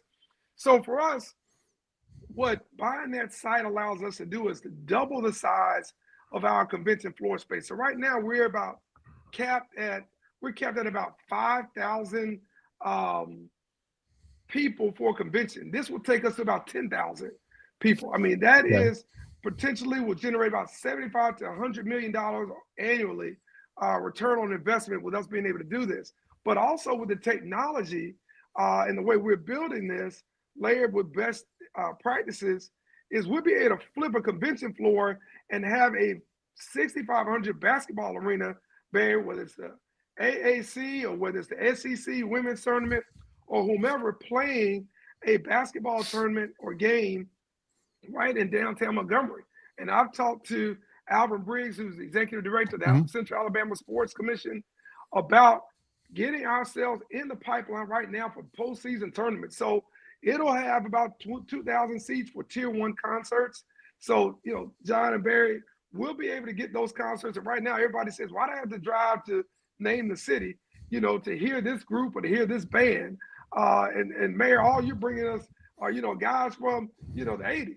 Not to hate on the 80s. The 80s Yeah, I mean, wait a minute. You bring Earth, Wind, and Fire to Montgomery, I'm all in. Yeah, I got the number to Al B. Shore's agent. I can Hey, get listen, that to you. say no more. We're gonna bring them and some LL Cool J to go Oh, along with that. Sweet. Yeah, there you go. This space puts us in the level playing field with the Savannah, Georgias of the world, the Greensboro, North Carolinas, some of those, Greenville, South Carolina, and some of those other cities that we kind of see getting up there, even when it comes to preseason NBA games, potentially even, John, maybe a play-in game for the NCAA tournament. So love it. That's what we have to do to kind of imagine Montgomery post-2030 and to make sure that we're bringing the revenue and the attractions that are going to feed the city of Montgomery.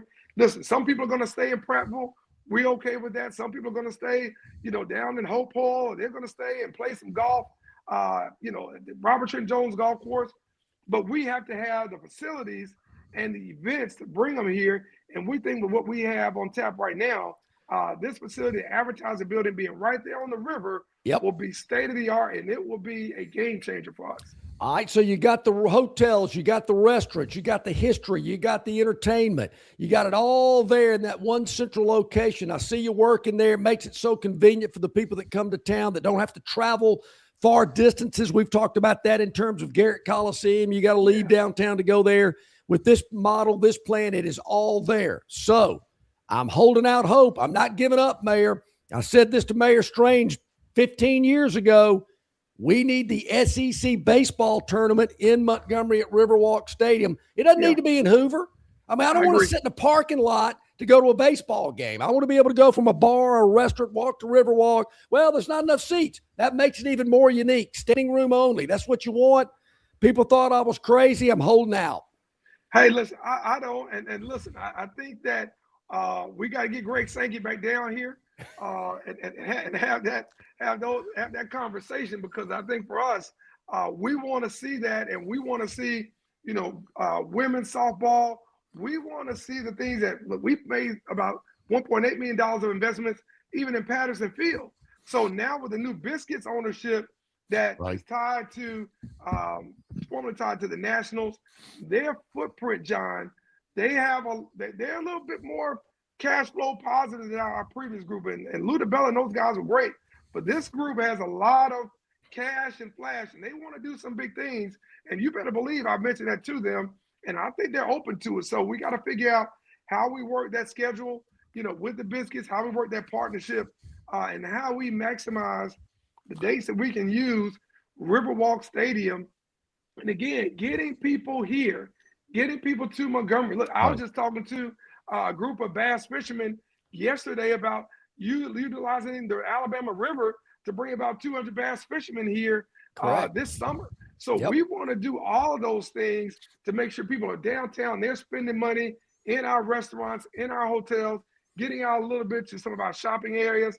And listen, and that money in the hotels and all these spaces is going right back in our general fund, so we can do more throughout the city of Montgomery. So I agree with you 100%. And getting people to Montgomery is going to be easier. Barry and I are going to be out at the airport in about 3 or 4 weeks, because people are going to be able to fly to and from Houston, Texas, with United Airlines that's coming into our city. And I know that's a big shot in the arm for our city, our Chamber of Commerce, our businesses, and our travelers.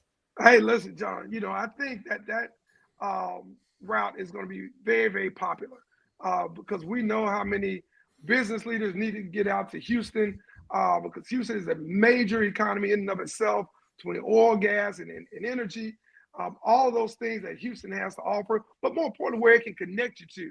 And, that little birdie told me that, kind of right behind that, if we do what we're supposed to do, even if that means I got to go back and forth to Houston myself, that we may be able to get United to connect us to O'Hare and Chicago direct. And I think having Houston and O'Hare and then maybe, a little Dulles Airport here kind of down the line, that'll be real strong for us to have for United. And I think for us and everybody at the Airport Authority, they're doing some good work, and we just have to do our part to support the airport. Here.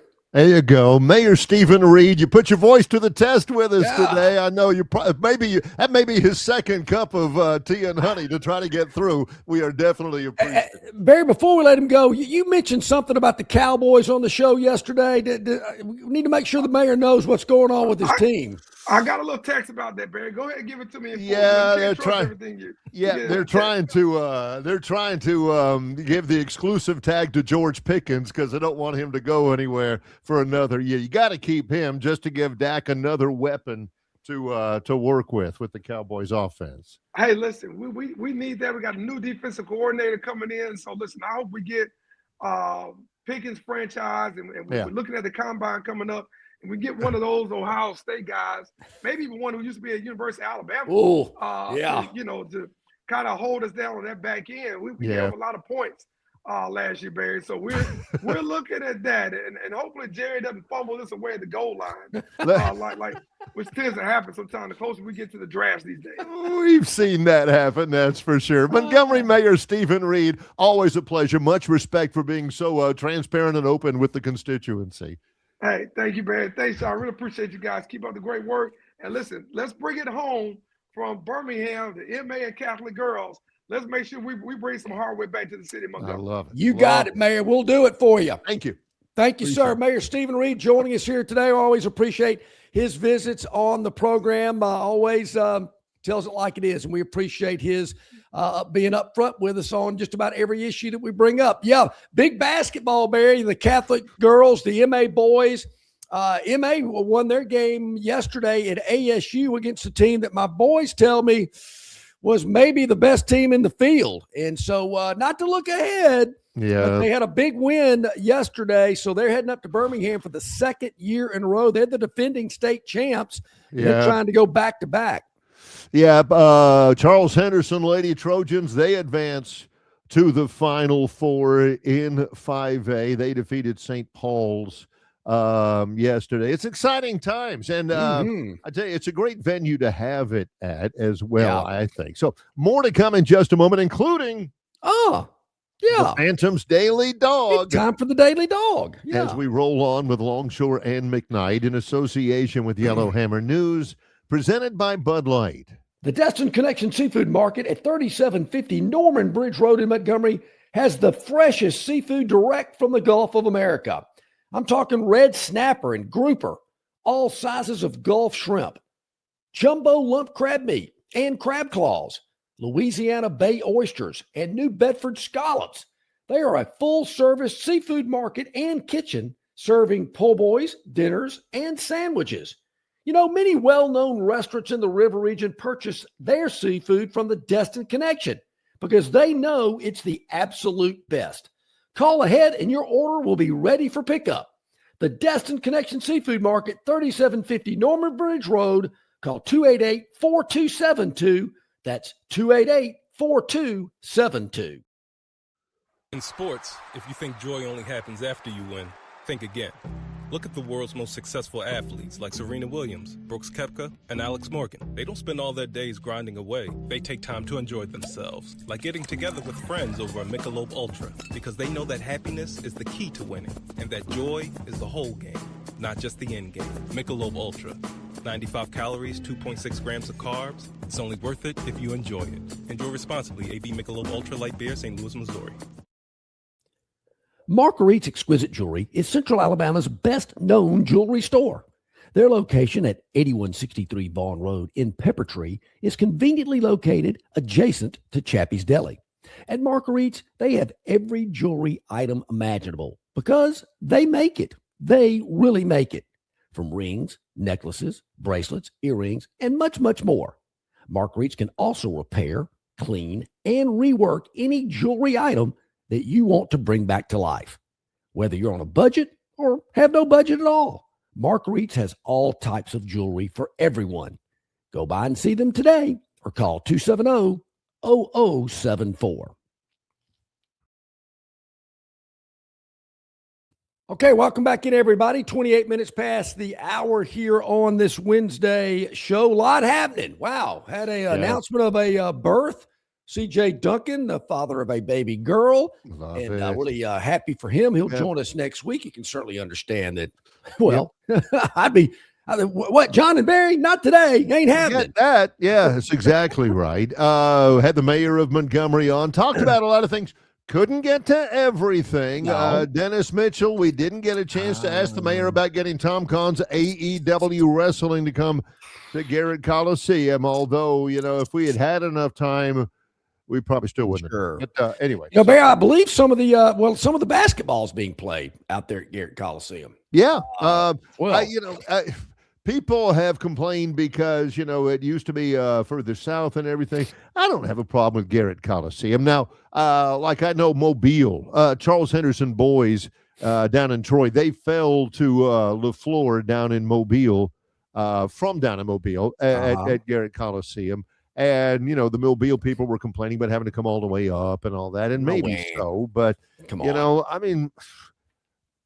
I like it. I like the aspect that the mayor is talking about, like you said, getting people in town easily, giving them some options, the growth of the town. It's one of the reasons why the mayor's been such a steadfast supporter of expansion of the Montgomery Regional Airport and of the flights as well. So always enjoy the mayor. You may not always agree with him and everything, but I enjoy his passion, and heck, he comes on. Well, with us, that's interesting it's interesting, Barry, that you say that, because me personally, he knows where I stand.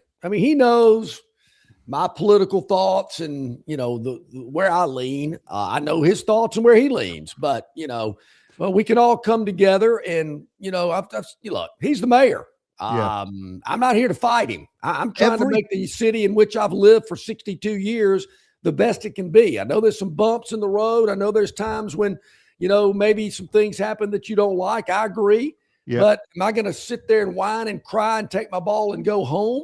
I know a lot of people have that attitude. Every issue is not a partisan issue. No. Every issue does not come down to liberal versus conservative, Republican. A lot of issues are just issues, problems to be addressed, problems to be worked out, regardless of which side of the fence that you sit on. And I'm not here to, my thought, Barry, I'm not here to fight. I'm here to try to make it better. Yeah. And I know there's some things that happen that people don't like, don't get, and get the lip poked out. I get it. That's part of daily life. But, having that attitude every day isn't going to make it any better. You got to get on the train to help it do something to make it better. Instead of complaining. Well, so there we go. So speaking of that, I don't think there's any complaining about this next segment. Yeah, and believe me, the Phantom has had stretches where he's thought, man, we have got to do something to make it better. Yeah. Well, lately night, he has not had to say that. In Como, that's Columbia, Missouri. Como. The Missouri Tigers were hosting what some people thought were the red-hot Tennessee Vols. But if you peel the layers back a little bit, you saw, well, who have they played? And some people will say, well, they're SEC teams. Yeah, I guess they are. But they're the bottom of the barrel. I got to admit, I got to come clean. Okay. There are times when the Phantom comes out with his daily dog, and I'm like, really? Mm-hmm. How in the world does he arrive?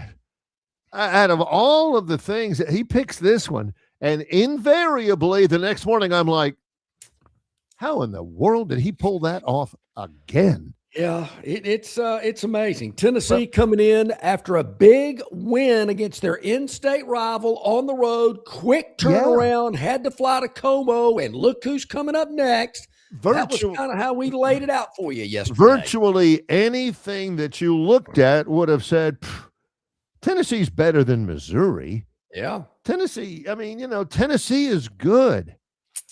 And yes, I did see an entry yesterday, from yesterday. I saw it this morning, from the open forum at TiderInsider.com, and it said the Aubs and the Vols both lose.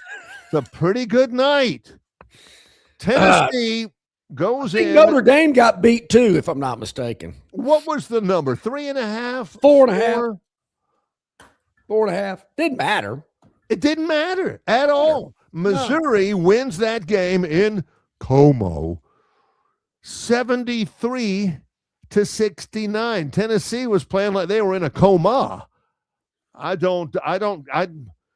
not second guessing how in the world did Tennessee play that way. I'm second guessing how in the world did I not see that and the Phantom did. Well, that was then, this is now. We just got to press forward. Missouri wins the game outright as a 4.5-point home dog, 73-69.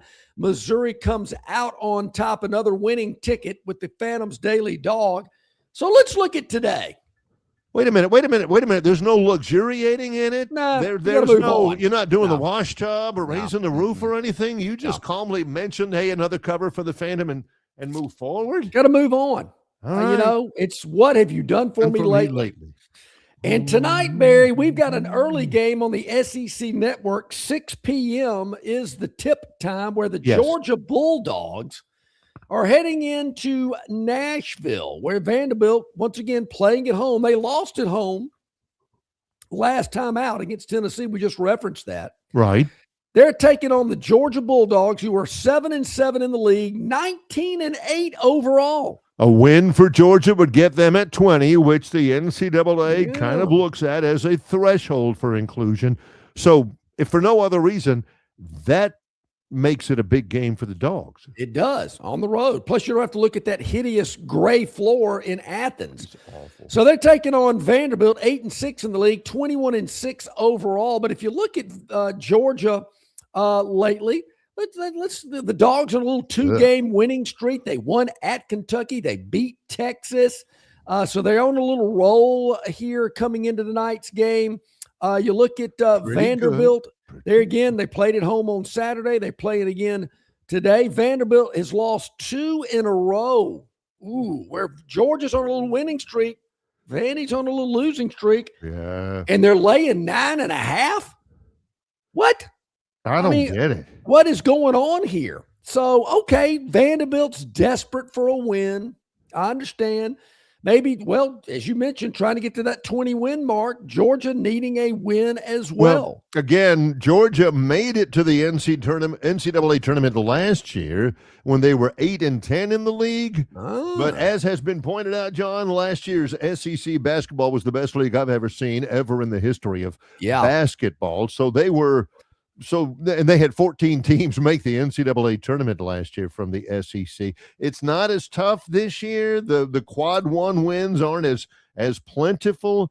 Everybody figures Georgia, they got 4 games left in the regular year. Yep. They need to win 2 of those 4, and this would certainly go a long way towards that. It's a big game for them. It is a big game. I believe it's a big game for both teams, as a matter of fact. But I'm looking at BetMGM, a regulated sports book. More on that next week, where you can get 9.5 at this very moment. I'm updating it right now at BetMGM and several other also outlets that are regulated. More on that again next week. So I'm grabbing the 9.5, Barry, and the Georgia Bulldogs tonight on the road at Vanderbilt.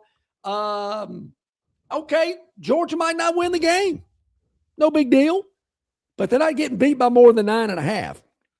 There you have it. Today's Phantom's Daily Dog, Georgia plus 9.5 at Vandy. 6 o'clock is the tip on SEC Network. Will this be one of those that John will look at tomorrow morning?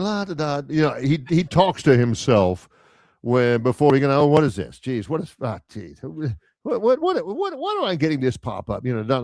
Oh, hey, look. I see you work in Georgia. Think this will be one of those. Could be. We'll see how it's happening, but we'll try to keep the streak going tonight with the Georgia Bulldogs plus 9.5. Okay, I don't know if we need a break before we get to the starting 5, which is Oklahoma today. Let's fire it off.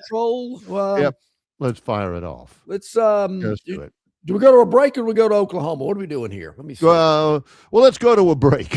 Okay, I couldn't remember. Ram Truck Month is here at Stivers, Alabama's #1 volume CDJR dealer. New Rams, 19 grand off or 0% for 6 years, and heavy duties, 14 grand off. Backed by Ram's 10-year, 100,000-mile limited warranty. Only at Stivers Chrysler Dodge Jeep Ram. The President's Day sales event is on at Stivers, Alabama's #1 volume CDJR dealer. Grand Cherokees under 27 grand, or up to 15 grand off. Wranglers 14 grand off, and Gladiators 16 grand off. Only at Stivers, Chrysler, Dodge, Jeep, Ram.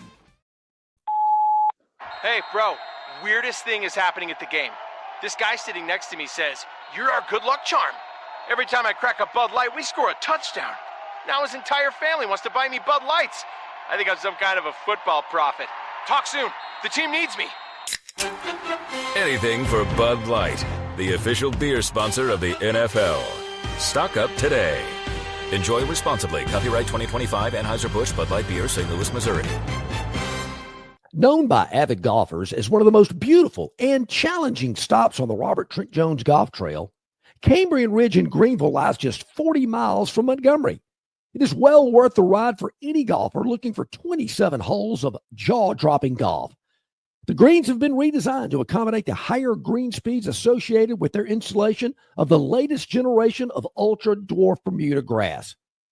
Cambrian Ridge offers a fully stocked pro shop with all the latest equipment and apparel. Great food and beverages in the clubhouse can be enjoyed both before and after your round. Get your group together and hit the trail. Go to rtjgolf.com/Cambrian Ridge for tee times and more information. All righty, about 20 minutes to the top of the hour here on this Wednesday. Barry, I believe the Oklahoma Sooners are on deck today. I think that's our team. For those people who don't remember, and shame on you if you don't, last year was a year that Brent Venables really needed to have, right? Yeah. Mm-hmm. Oklahoma, they play in the college football playoff. They're 10-3. They were 6-3 in the SEC, and their kryptonite last year was the Alabama Crimson Tide. They lost to them twice. Yeah. Not only did they lose to them twice, but they lost to them twice in their final 4 games, which, is one of the pitfalls of the college football playoff. They lose in Tuscaloosa. They win. That's right. They beat Alabama. Yeah, they did. Yikes. Yeah. Let me get it. How soon we forget? Yeah, they beat Alabama in Tuscaloosa 23-21. That was certainly memorable. I was looking at the wrong square here. Mm-hmm. And then they end up, they beat Alabama in Tuscaloosa. Then they hosted Alabama in a college football playoff first-round game in Norman, and they lose that one. Yeah. So with what, a 14 or 17 point lead in that game? I can't remember. Still trying to figure out how Oklahoma relinquished such a big lead.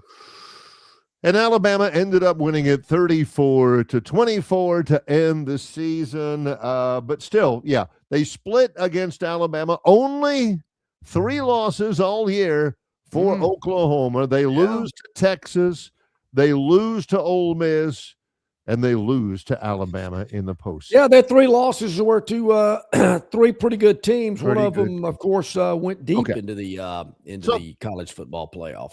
So Oklahoma in 2026, like Dr. Hawkins always says, the best indicator of future performance is what you've done in the past. 2026, the starting 5 for Oklahoma. Well, one thing that catches my eye here, Barry, is Oklahoma is, not to jump ahead, but they go to Ann Arbor to play Michigan in week 2. So I'm scanning quickly and looking at their schedule. 1, 2, 3, 4, 5. They only play 6 games in Norman. One of them, of course, is in Dallas against Texas. So what's all this business about having so many home games? Oklahoma doesn't seem to have a problem with it.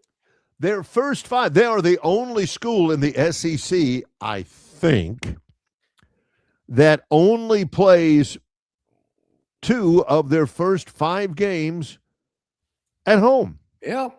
Out of their first 5, they only have UTEP in the season opener in Norman and the Lobos of New Mexico in week 3 in Norman. Other than that, their first 5 includes Michigan in Ann Arbor on week 2, Georgia in Athens in week 4, and Texas as traditional in Dallas in week 5. John, I don't know that there is a more difficult starting 5 in the entire conference than Oklahoma's got. I'm with you there. Certainly they should beat UTEP and New Mexico. Going into Ann Arbor week 2 just depends on how settled they are after that UTEP game. Yeah. Are they ready to play? I mean, Michigan was no world beater last year either, and they've certainly had some issues off the field that they've been dealing with. At Georgia week 4. Interesting, Barry, because maybe Oklahoma can kind of season up Georgia a little bit before the Dogs come to Tuscaloosa in the 6th game of the season for the Tide and the Bulldogs. Yeah. But maybe it would be to Alabama's benefit if Georgia beat Oklahoma. I certainly don't think they want to take on Georgia with already having one loss, but I'm getting ahead of myself. So then that open date in their 5th game against Texas in Dallas. Now, a lot of people say that Kalen DeBoer is under a lot of heat. I got to think Steve Sarkisian is too.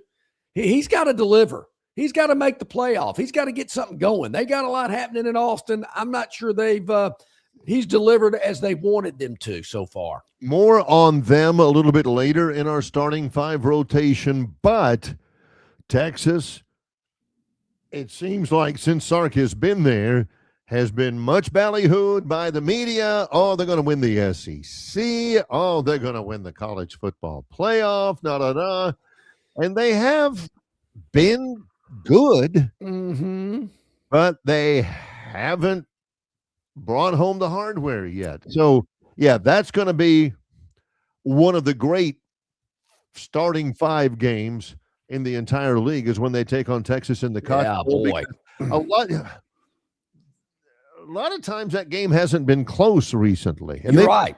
They've been upsets, not close. Yep. So, they've kind of been in one direction. You're with right that being said, I've got Oklahoma at 3-2 in their first 5 because, I mean, obviously UTEP and New Mexico, those are W's.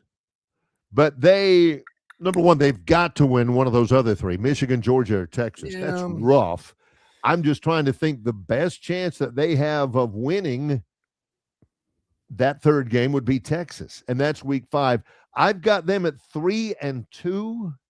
I in the toughest starting 5 in the conference. Yeah, I could see them at 2 and 3 as well, but I'm going to lean 3 and 2 right now. I think they'll beat UTEP and New Mexico. That's pretty easy. I'm thinking I can see them beat Michigan in Ann Arbor, but I'm not sure they can beat Georgia or Texas, even though there is an off week between the Georgia and the Texas game. But my feeling is they're going to win one of those, either Texas or Georgia. So maybe Michigan beats them in Ann Arbor, but 3-2 is kind of what I'm leaning at. Everybody's looking and saying, "Oh, well, Michigan is the most likely among the big 3 in their starting 5, the most likely for Oklahoma to win." I don't know. I think Michigan has gotten a tremendous upgrade at head coach. Kyle Whittingham will get them right. He's not going to be there for a long time. He's in his early 60s. But I think that was a terrific hire for them just to get back on the beam. Look for Michigan to be a ton better than they were in 2025. So, tough one for Oklahoma. So here's the deal, Barry. Oklahoma only has 6 home games. And we talked about it earlier about these P4 non-conference matchups. Barry, in this day and age. I love it when John, day and age is one of John's. In this day and age, what he's saying is right now, but in this day and age. With these unbelievable billion-dollar TV contracts and Greg Sankey handing out just hundreds of millions of dollars in May to the 16 teams in this league, does the number of home football games really matter? Auburn's got 6 home games this year. You're going to get big money. You're going to get the cash. Some people look at it as exposing your product to everybody around the country. You've heard me say that before many a times. Don't play in a little 3-state area. Expose yourself. Some people look at it like totally screwing over your home fan base. Well, that's what they're doing with the Auburn game at Baylor in Atlanta. That's what some people think. Why in the world does Oklahoma allow the biggest rivalry game they've got, even bigger than Oklahoma State, to be played in the state of Texas every year. Georgia fans wonder, why are we playing in Florida every year? Florida and Jacksonville. But there's a legitimate question. I think the trade-off of the exposure, the recognition, the national prominence that you get, you can't put a price tag on that. And you're making enough money as it is through these TV deals and what the conference has negotiated. So you're rolling in it. I mean, to your fans, is 6 home games not enough? No. From a fan, I'm not talking about the revenue that it generates, just giving the fans an opportunity to come sit in your own stadium. Yeah. So what? We're good. 6 times is fine for you. I know that their fans have 7, but 6 is okay for us. And it's not going to happen every year. But there again, are Troy's fans not as loyal because they don't play as many home games? No. What they would feel though, is that the university is not as loyal to them. And you're thinking, well, if they're gonna shortchange me, then I may shortchange them in the contribution. You can't just think about yourself. You got to think about the whole grand picture. Don't be so stingy. Go, well, I want more games at home. You got to put the betterment of the program as a whole in front of your personal needs. I need to take a break just to have some Maylocks here. I can't believe the words that just came out of his mouth. I'm a consumer. They need to give me good games. They need to give me Ohio State, not Oklahoma State. And later on in the same program, you don't need to always think about what you want. I'll say this, Barry. I'll think about what's best for everybody. Home games. If none of those 5 consist of Mercer, Abilene Christian, East Carolina, who am I missing? Eastern Illinois. Don't want them.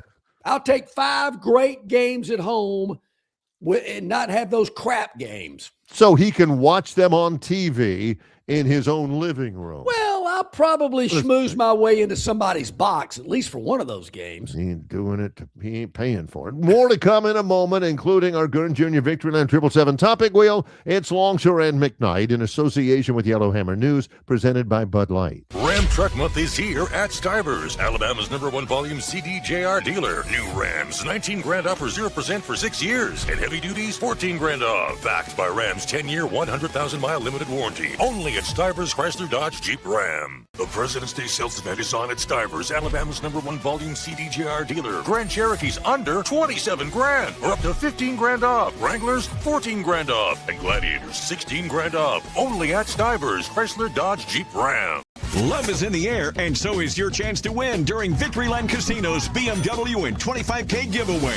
Drive away in a brand new BMW or win your share of $25,000 in free play. The more you visit, the more chances you have to win. Stop by the Players Club and fall in love with this month's exciting free play promotions. There's more ways to win at Victoryland Casino, where you can be a winner too. Located off I-85 exit 22 in Shorter, Alabama. Drawings February 27th and 28th. Must be 21 or older. Must be present to win. Okay, the Trucks and Bucks giveaway, Barry, you got it. It's actually a BMW and 25K. That is the promotion this month out at Victoryland. The more you visit, the better your chances of winning, and they'll be giving it away this weekend. You could be the big winner of a BMW or 25K in the giveaway. So head on out to Victoryland, where you can be a winner too. Our Gurn Jr. Victoryland 777 Topic Wheel consists of 6 topics that Gurn Jr. figures out himself and researches and presents. We have no idea. You smell that? John and I have kind of an idea of what that is. We've been asked that question before. Botched and big viewers don't know. We're just taking them as they spin here to close out the program. 6 big topics it's going to land on. Ooh, embarrassed. Who got embarrassed last night? Oh, yeah. I think this is spring training. Yep. Mitch Trezlak. He was a AAA umpire last year, getting a shot in the Grapefruit League, kind of a testing ground for young umpires. He's the ball and strikes guy. Not good. This pitch, right over the middle of the plate, and they're like, "What was wrong with that?" So this is first inning, and he says, "All right, let's check. Okay, all right, that was a strike. My bad. Let's go. That's a strike. I didn't mean it." Then a little bit later on in that same, look at us right there. Yeah. How is that not a strike to the naked eye? And then later on, does it again. And here's another one. Just Guys to give having you a an tough idea. day. Boom. Yeah. Where was that one? I mean, what was wrong there? That's nope, that one's inside and low. He called it a strike. It wasn't. It's just tough day. Mitch. No, Barry, I know these baseball purists out there don't want to hear it, but we don't need an up behind the plate. Just let TV do it. That's just, I mean, you got to have the human. It's a human enterprise. It's a human game. I think for that guy, though, maybe selling Lady Kenmore's might be more. Well, it's not so much a human game when they got to constantly go back to the replay booth, whether it's baseball, basketball, or football. Yeah, Jeez. I am not a fan of replay at all. Let's go back to it. Let's do it. What do we got? They only do that for the gamblers, John. It's like this, knowing what the coin flip ends up in the Super Bowl. Major split. Who broke up? I don't know. Oh, man. DeChambeau. Let's see, high-profile relationship. He is sick of the Live Tour, evidently. Sure. He says he severed ties with his longtime equipment company, LA Golf. LA Golf. LA Golf shafts in his clubs. Have you ever heard of LA Golf before? I've never heard of LA Golf. That's a new one. Like a boutique brand. And LA Golf's longtime owner, he said that DeChambeau has pitched through a new intermediary, become the majority owner of LA Golf. That's the final straw. He wasn't really. So I'm ready to see DeChambeau on the PGA Tour full time. Heard of LA Law? A lot of people didn't like DeChambeau. I've kind of warmed up to the guy. I think he's pretty good. I like him too. You always know where you stand with DeChambeau. 4 more to go. Let's see what we got here on the Gurn Junior Victoryland 777 topic wheel. There is some fraternity collegiately that has their rush chairman. His name is Bryson DeChambeau. Oh, yeah, no doubt. The third. Botched. All right. Lakers and Magic. This should have been the Phantoms Daily Dog. Lakers and the Magic. Let's see. LeBron. No. Oh, Lakers and white or black today. Couldn't get the rebound. Here, LeBron is fighting with Doncic. It comes foul. Wow. And there's your ball game. I believe that was Paolo Banchero. Yeah. Now, Luka, he's screwing around. LeBron, I'll take the shot. LeBron shoots it from the third row. Yeah. I mean, that's basically 2 screw-ups on the defensive rebound. Yeah. And what in the heck was that at the end? That's what I love about the NBA. And I'm really waiting for the postseason. But there were 3 blatant fouls right there in that clip that weren't called. Love it. Again, let them play. That's right. I hate it when those people are just screaming at the referees instead of watching basketball. Do you want every play to be a foul? Do you want to just sit here and shoot free throws all day? Let them play ball. Boys will be boys. Love the physical brand of basketball. Hey, where'd the green panel go? Okay, here we go. 3 to go, 3 minutes. We're right on schedule. We'd like to spend a minute per here. Ah, boy, you smell that? Yeah. That's like when we were on the radio. I said, Barry, do not go in that men's room. Woo! A minute. Stan Van Gundy had a pregame speech, had pregame speeches, and Dwight Howard would pass gas to. Come on, Dwight. Which leads to the point. Yeah, when they were both with the Magic, Stan Van Gundy confirmed that his pregame speeches with the Magic were frequently interrupted by flatulation from Dwight Howard. He said that he would wait. He would just constantly, while you're trying to get the guys going. Confirm or deny, he said, I would confirm. Michelle Beadle says that's disgusting and awesome as well, which leads to the point, John, how much coaching do NBA coaches really do? I mean, they have a rotation. Okay, we're 7 minutes or 6 minutes in. Time to put that guy in. But those guys, 82 games a year, they're making millions. They don't hear it. Are they listening to the old head coach saying, come on now, let's give it the old college try and everything? They're ripping one off right in the middle of it. It reminds me of when Gurn Jr.'s dad and I, along with 4 or 5 other of our fraternity brothers, went to New York for the Alabama-Ohio State game. It was the kickoff classic in East Rutherford, New Jersey. And before the game, day of the game, we spent a couple of days in Manhattan seeing the sights. Went to the top of the Empire State Building, and somebody in our group thought it would be cute to pass gas as the elevator door closed, and we had to go up 110 floors nonstop in a confined space. Won't tell you who did that, but it's not a good scene. The door did not open fast enough. I wonder who it was. Anyway, that story not only tickles our fancy, but also there's no way we're going to get done with the show on time.